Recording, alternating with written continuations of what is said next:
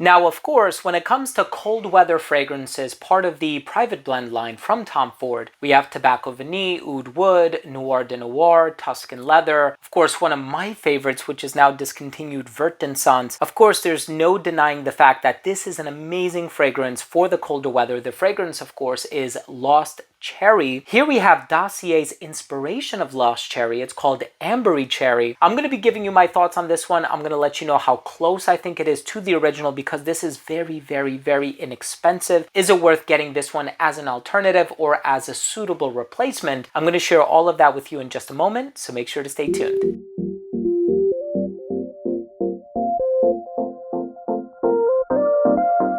Now, before I begin today's episode and I give you my thoughts on Ambery Cherry by Dossier, which is their take on Lost Cherry by Tom Ford, I'll tell you all about the notes, the performance, how close I think it is to the original, so on and so forth. But before I begin, I do want to mention that if you are a fan of fragrance-related content, hit the subscribe button, hit that neighboring bell, and also please give this video a thumbs up as it would greatly assist with the YouTube algorithm. So you guys know all about the original Lost Cherry by Tom Ford. There's a few cherry fragrances from Tom Ford on the market now, but this is the one from Dossier. This is their inspiration of Lost Cherry. And if you didn't already know the notes, we have in the top cherry, almond, and cinnamon. We have cloves, rose, jasmine, and plum in the heart. And then in the dry down, you have Peru balsam, tonka bean, and vanilla. And I remember looking online and it has like griot syrup and cherry liqueur, and it has all of these other syrupy, viscous ingredients that contribute to that sort of a liqueur, boozy vibe that the fragrance gives across. And you know, the cherry in here is so syrupy, it's so sweet, it's so full, it's so luscious. It's quite amazing. And I recently reviewed another fragrance that had cherry in the note breakdown, Creed's Carmina, or an inspiration of it, and there's actually not much cherry in there. So here is a fragrance that is going to satisfy that cherry tooth, right? That part of you that really is looking for something sweet and syrupy. Nevertheless, I'm excited to give you my thoughts on the smell and talk about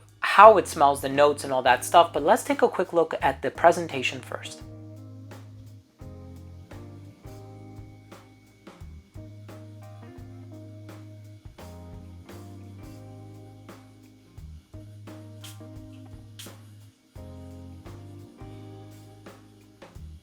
So right in the opening of this fragrance, it's going to smell like Lost Cherry.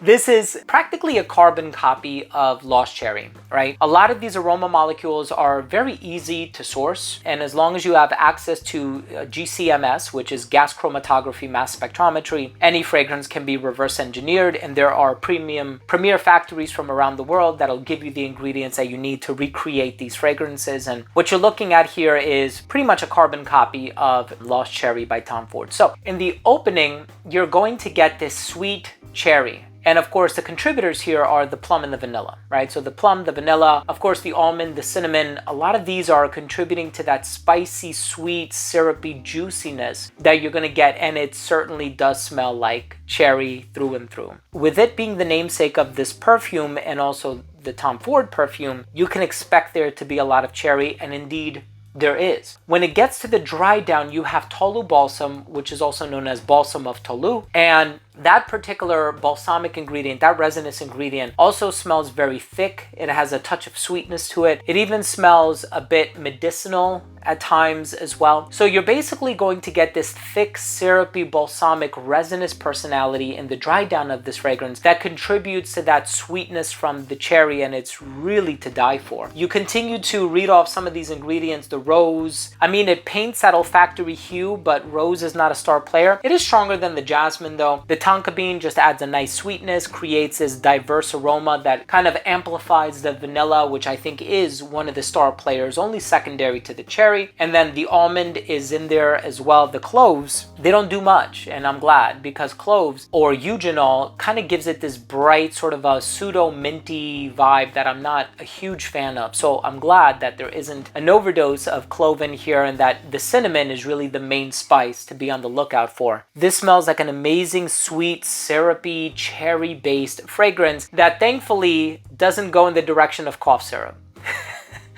And I know that that could be a complaint for a lot of people. What is the concentration of this? 18%, right? So this is, yeah, in the wheelhouse of like an eau de parfum. And it's actually inspired by Lost Cherry eau de parfum. So I love that transparency there, and how, you know, Dossier makes it very clear, and they're not hiding anything. They'll tell you the exact percentage of aromatic compound, so it's not a guessing game, because a lot of these terms can be quite hazy and nebulous and even arbitrarily selected. So here you have something that is a little more concrete, a little bit more tangible, I suppose. Anyway, fantastic alternative to Lost Cherry. Let's go ahead and finish things off with my overall assessment. So first up, in terms of the uniqueness and the overall smell, well, this is not a unique fragrance because it is an inspiration of Tom Ford's Lost Cherry, but the overall smell, very easy to get along with, no rough edges, and it just smells wonderful for this time of the year, fall and winter. This is amazing. Longevity on this fragrance, of course, is a solid 8 hours on my skin. It is eau de parfum. In terms of the projection, I would say it projected really well for the first 45 minutes of application. It radiated within an arm's length. It became an elbow's length scent right around hour 5, a skin scent right around hour 8. In terms of the versatility,